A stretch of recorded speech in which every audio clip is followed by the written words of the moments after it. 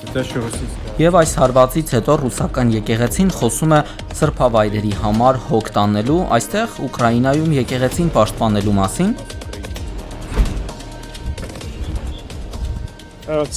Պուտինի խելագարները մոխիր են դարձրել խանութս։ Մահացու հարված Կիևին զոհվել է առնվազն 10 խաղաղ բնակիչ կամ մի քանի տասնյակ վիրավոր։ Թիրախներից մեկը Կիևի, ամբողջ Ուկրաինայի եւ ընդհանրապես աշխարհի ուղղափառ քրիստոնյաների սրբավայրերից է Կիև-Պեչորյան մայրավանքը, որը տեղացիները անվանում են Կիև-Պեչորյան Լավրա։ Վանքերի, եկեղեցիների, ստորգետնյա շինությունների հսկայական համալիրի կառուցումը Յարոսլավ Իմաստունի հրամանագրով սկսվել է 11-րդ դարում։ ՅՈՒՆԵՍԿՕ-ի կողմից համաշխարհային ժառանգություն ճանաչված մայրավանքը ավարտական տեսքը ստացել է 19-րդ դարում։ Եվ ահա արդեն 21-րդ դարի 26 թվականին ռուսների հարվածից հրդեհվել է մայրավանքի վերափոխման տաճարի տանիքը։ Նախագահ Վլադիմիր Զելենսկին այցելել է մայրավանք։ Նա բարբարոսություն եւ քրիստոնեության դեմ հանցագործություն է անվանել ռուսների օդային գրոհը։ Մայրավանքի եպիսկոպոս Աբրահամը հայտնել է, որ հին սրբապատկերները եւ անգին այլ պարագաներ հաջողվել է փրկել, քանի որ հենց հարվածից հետո հոգեվոր սպասավորները եւ դեպքի վայր ժամանած արտակարգ իրավիճակների ծառայությունը դրանք դուրս են հանել ու փոխադրել են ապահով վայր։ Եպիսկոպոս Աբրահամը խիստ զայրացած է։ Եվ այս հարվածից հետո ռուսական եկեղեցին խոսում է սրբավայրերի համար հոգ տանելու, այստեղ Ուկրաինայում եկեղեցին պաշտպանելու մասին։ Սա բարբարոսություն է, որը չի կարելի անտեսել։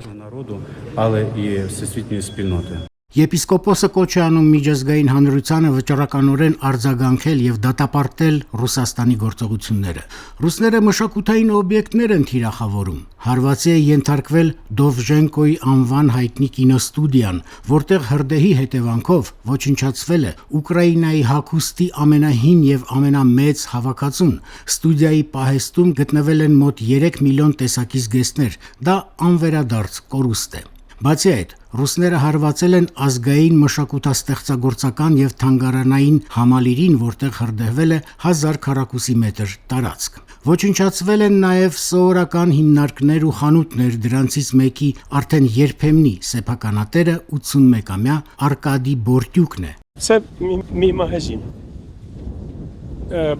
Տեսեք ինչ է մնացել իմ խանութից, խոսքեր չեմ գտնում, Պուտինի խելագարները մոխիր են դարձրել խանութս։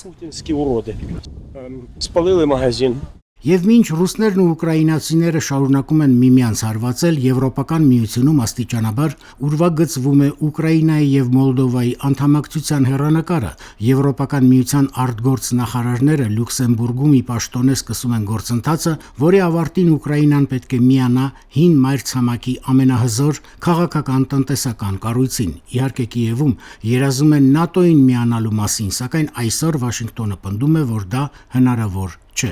Միության չափանիշներին համապատասխանելու համար թեկնածու երկիրը պետք է բարեփոխումներ իրականացնի եւ 35 բնագավառներում համաձայնեցնի քաղաքականությունը միության հետ։ Եվրամիության ընդարձակման հարցերով հանձնակատար Մարտակոսը հունիսի 15-ը անվանել է մեգա երկուշաբթի։ Նա համոզված է, որ այսօր կարվի ամենալուրջ քայլը 2023 թվականից ի վեր, երբ Ուկրաինան եւ Մոլդովան թեկնածուի կարգավիճակ ստացան։ They have delivered in it was really a time that we do this. Նրանք իրականացրել են իրենց աշխատանքը, ուրեմն մենք էլ պետք է դա անենք։ We should deliver too. That's why I expect that we will open. Եվրամիության արտգործ նախարարները ենթադրում են, որ երկու երկրների անդամակցումը կիրականացվի մինչև 2030 թվականը։